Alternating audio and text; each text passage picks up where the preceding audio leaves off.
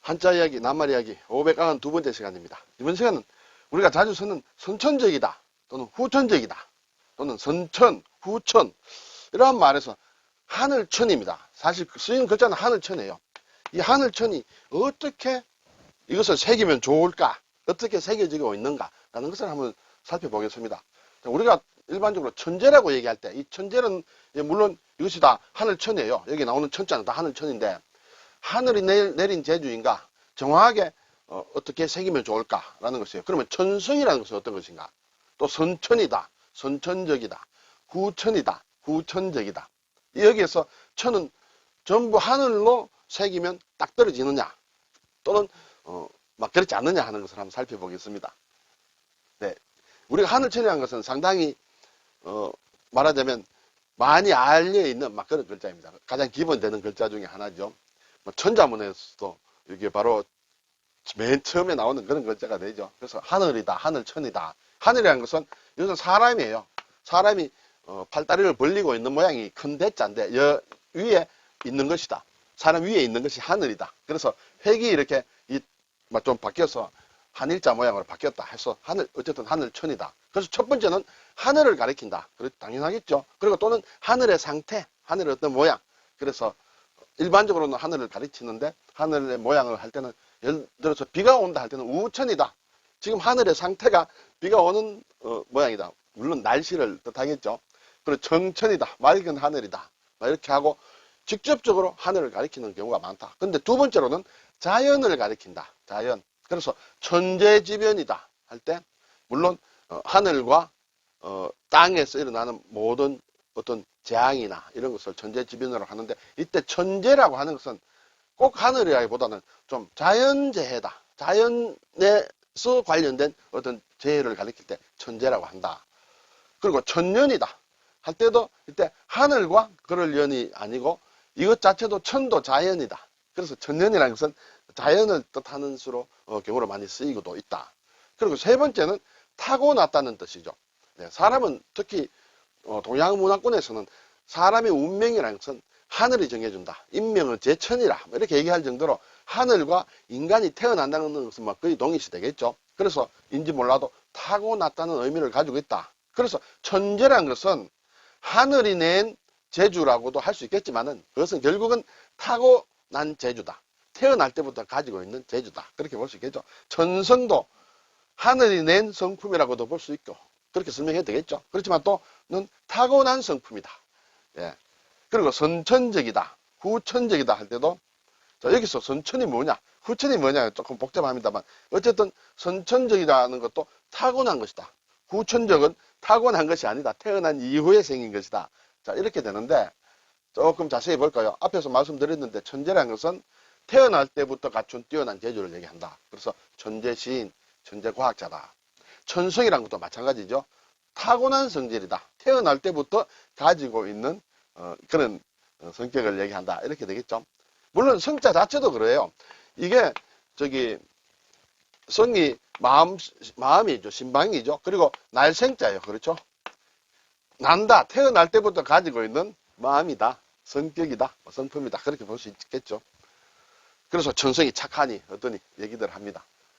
자, 그러면 이제 선천과 후천에 대해서 보겠습니다. 이 선천이라는 것은 앞에 그 어떤 색임으로 볼 때는 태어날 때부터 몸에 지니고 있는 것을 선천이라고 한다. 근데 제가 사전을 보니 어느 자료에 이것은 선천이라는 말은 역경에 나오는 표현이다. 이렇게 되어 있습니다. 그런데 역경에서 말하는 선천이 여기에서 설명한 선천과 제가 생각엔 좀 같지는 않을 것 같습니다만은 그까지 제가 확인을 할 수 있는 능력이 없습니다. 어쨌든 선천이라는 낱말 자체는 역경에 나온다. 이렇게 되겠습니다. 그리고 후천이라는 말은 물론 선천과 기본적으로는 반대가 되는 것인데 몇 가지 설명을 가지고 사전에서 하고 있습니다. 천운에 뒤졌다. 후가 이제 뒤졌다. 그런 뜻이 되겠죠. 이것은 천운이 일단 온 후에 왔을 때는 몰랐는데 온 이후에 그것을 알고 막 그것을 행하는 것을 후천이라고 한다. 그리고 성질이나 체질이나 지루한 등과 관련하여 태어난 뒤에 여러 경험이나 지식에 의해 지니게 되는 것을 후천이라고 한다. 그렇게 되겠죠. 후천적으로 어떤 질환이 생긴다거나 체질이 바뀐다거나 있겠죠. 그리고 또 천도교 창건 이후의 세상을 천도교에서는 아마 후천이라 하는 것 같습니다. 그리고 후천개벽이란 말도 우리가 가끔 듣습니다만 여기에서 나오는 선천과 후천이라는 것에 그리고 특히 역경에 나오는 선천이 정확하게 어떤 뜻인지 그리고 후천개벽이라고 할 때의 후천이나 뭐 천도교 창건 이후의 세상이나 이런 것과 우리가 태어난 이후에 얻는 여러 가지 현상을 후천이라 하는 것이 딱 같지는 않는 것 같습니다. 어쨌든 좀 애매한 상태로 좀 넘어가겠습니다. 그럼 이제 선천적이란 말은 이제 조금 더 명확하게 우리가 많이 쓰고 있기 때문에 좀 명확합니다. 태어나면서부터 지니고 있는 것이다. 여기서 천이라는 것은 하늘이라보다 태어날 때부터다. 이렇게 생각을 하면 되겠죠. 그래서 선천적 재능이다. 또는 선천적으로 뭐 체질이 약하다. 여러 가지 문장을 만들 수 있습니다. 그런데 이 선천적이라는 것이 일반 용어가 아닌 철학 용어를 쓸 때는 조금 의미가 달라진다. 여기 이 철학 용어를 쓸 때는 라틴어 아프리오리라는 낱말을 번역한 것이다. 누가 번역했느냐? 서주라는 사람이 번역했다. 일본에 네, 한자가 틀렸죠. 네, 서고 주 이렇게 되겠습니다. 서주라는 사람이 니시아마네라는 사람인데 이 사람이 이제 번역을 했다. 번역을 할 때 이 아프리오리란 어떤 라틴어와 그리고 서양 문헌을 통해서 이렇게 번역을 했을 때 선천이라는 말은 이미 있었다고 말씀드렸습니다. 그것을 가지고 나서 이렇게 조합을 했다, 만들었다 이렇게 볼 수 있겠죠. 그래서 이 뜻은 철학적에서는 어떤 논리 법칙 또는 수학의 정리와 같이 경험과는 관계없이 알 수 있는 진리를 얘기할 때는 이 선천적이라는 것으로 쓴다. 그리고 또는 선험적이다 또는 생득적이다 이런 말로도 번역이 될 수 있겠죠. 그럼 당연히 후천적이란 말도 철학적 용어로 쓸 때는 서주란 사람이 번역한 것이다. 네, 그것은 아포스테리오리라는 보다 나중의 것으로부터라는 그런 낱말을 가지고 서양 그것이 기본이 된 서양 낱말을 가지고 번역을 했다. 그것은 자연과학의 재반 법칙 등 경험을 통해서 알 수 있는 진리를 얘기할 때 후천적이라고 한다. 그것은 물론 후험적이라고도 할 수도 있고 비생득적이라고도 할 수 있다. 이것은 철학적 용어로 쓰일 때 그런 것이고 일반적인 용어로는 세상에 태어난 후에 얻어지는 것이다. 그것을 후천적이라고 한다. 이렇게 되겠습니다.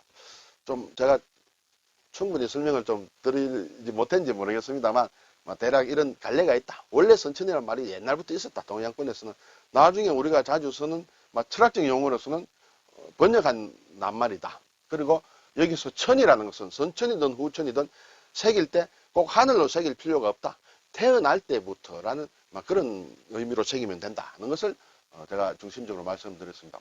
그래서 선천적, 후천적 이런 낱말 한번 살펴봤습니다. 감사합니다.